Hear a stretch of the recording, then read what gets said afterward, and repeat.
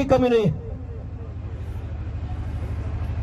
जिस तरीके से देश में गद्दार काम कर रहे हैं तो गद्दार गद्दारी करते रहेंगे, इसी तरीके से देश को लूटते रहेंगे और दूसरे देशों को देते रहेंगे। मंच से लोगों के बीच शाहरुख खान को गद्दार कहते हुए इस शख्स का नाम संगीत सोम है। और शाहरुख पर जो इनका अभी आपने वीडियो देखा वो मेरठ के दौराला क्षेत्र में हुई एक रैली का है।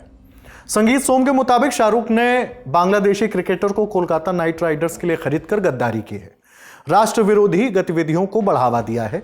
किस क्रिकेटर की बात हो रही है ये आगे बताएंगे, लेकिन पहले संगीत सोम का पूरा बयान सुनिए।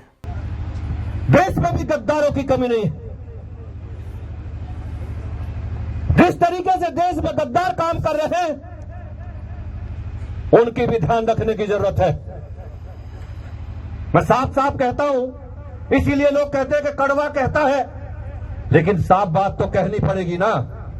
अगर साफ बात नहीं कहेंगे तो गद्दार गद्दारी करते रहेंगे, इसी तरीके से देश को लूटते रहेंगे और दूसरे देशों को देते रहेंगे। संगीत सोम का आरोप आपने सुना। उन्होंने दावा किया कि शाहरुख खान ने बांग्लादेश के क्रिकेटर मुस्तफिजुर रहमान को लगभग 9 करोड़ रुपए में खरीदा है। वह आईपीएल 2026 में भाग लेने जा रहे इकलौते बांग्लादेशी क्रिकेटर हैं। मुस्तफिजुर को कोलकाता नाइट राइडर्स यानी केकेआर ने 9 करोड़ 20 लाख रुपए में अपनी टीम से जोड़ा है। शाहरुख खान केकेआर के ओनर हैं। लोगों का इस विवाद पर कहना है कि बांग्लादेशी खिलाड़ी को खरीदने को लेकर कुछ नेता अपने हिस्से की राजनीति चमका रहे हैं।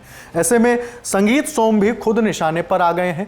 सोशल मीडिया पर लोगों का कहना है कि संगीत सोम अधूरे ज्ञान के साथ कुछ भी बोल गए हैं।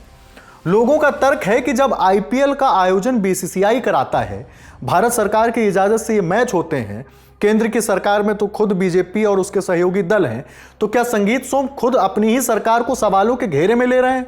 डॉक्टर लक्ष्मण यादव नाम के यूजर ने लिखा, इन नेता महोदय से जरा ये सवाल तो पूछना चाहिए, आईपीएल करवा कौन रहा है? आईसीसी का चेयरमैन कौन बना बैठा है? और अगर इतनी ही दिक्कत है तो सरकार भी तो आपकी ही है, कैंसिल करवा दीजिए। लेकिन फिर आपका नफरत का कारोबार कैसे चलेगा? अब नेता के बयान और सोशल मीडिया के दावे से इतर सच क्या है, इस पर भी बात कर लेते हैं। इस पूरे विवाद को लेकर खुद बीसीसीआई क्या कह रही है ये जान लेते हैं। इंडिया टुडे की रिपोर्ट के मुताबिक भारतीय क्रिकेट नियंत्रण बोर्ड यानी बीसीसीआई ने फिलहाल बांग्लादेशी खिलाड़ियों पर प्रतिबंध लगाने से इनकार कर दिया है और कहा है कि वो वेट एंड वॉच की जो पद्धति है उसे अपना रहे हैं और वो सरकार के निर्देशों का इंतजार कर रहा है। बीसीसीआई का साफ कहना है कि वह सरकार के आदेश के बिना बांग्लादेशी खिलाड़ियों पर रोक नहीं लगाएगी। पिछले साल बीसीसीआई ने टीम इंडिया का बांग्लादेश दौरा भारत सरकार के निर्देश पर स्थगित कर दिया था। अब अगर संगीत सोम के बारे में बात करें तो यह अक्सर अपने विवादित बयानों को लेकर चर्चा में रहे हैं। संगीत सिंह सोम ने बीएसपी से अपने करियर की शुरुआत की थी। इसके बाद बीजेपी, सपा और फिर बीजेपी में आ गए। संगीत सोम ने पहला चुनाव 2009 में मुजफ्फरनगर लोकसभा सीट से लड़ा था। 2009 में जब बीजेपी ने उन्हें लोकसभा का टिकट नहीं दिया तो उन्होंने पार्टी को अलविदा कह दिया और सपा में शामिल हो गए। सपा ने उन्हें मुजफ्फरनगर लोकसभा सीट से टिकट दिया, लेकिन सोम यहां चुनाव हार गए। 2011 में सोम फिर से बीजेपी में शामिल हो गए।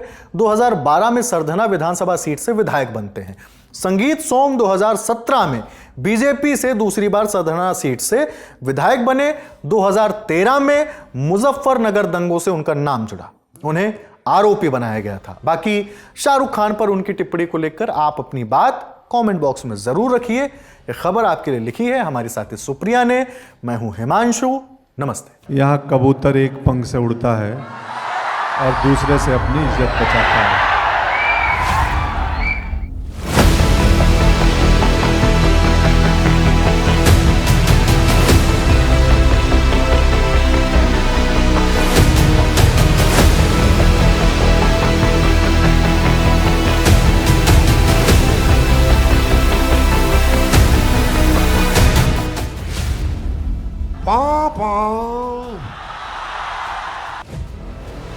रील नहीं, बिहार वाली रियल वाइब्स चाहिए तो 10 जनवरी को आइए बापू सभागार पटना, जहां सजेगा लल्लन टॉप अड्डा।